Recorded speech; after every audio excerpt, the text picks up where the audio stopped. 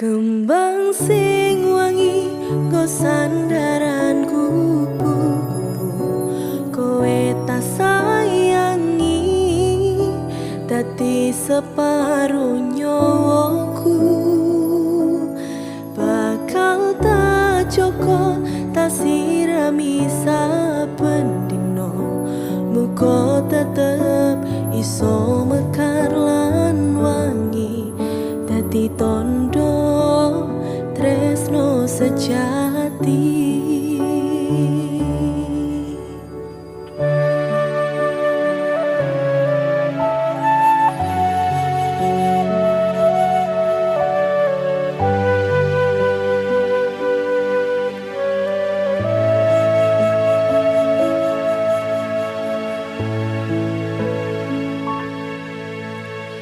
Matur nuwun Gusti pun maringi tresno kemati, sing tak sayang ra iso keganti. Masya halangan sing awak dhewe adepi, iso dirampungi merko tulus hati.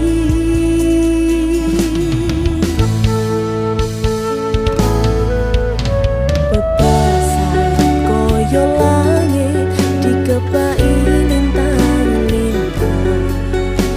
sing madangi petenge atiku. Matur nuwun wis dadi mawar sing wangi dititipane Gusti sing tak jagani.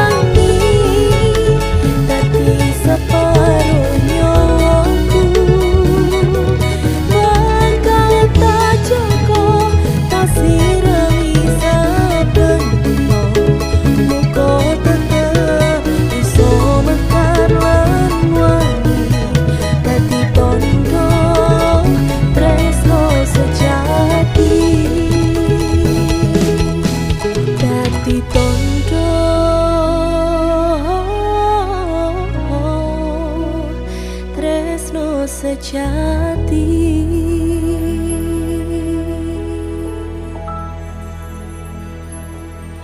Kembang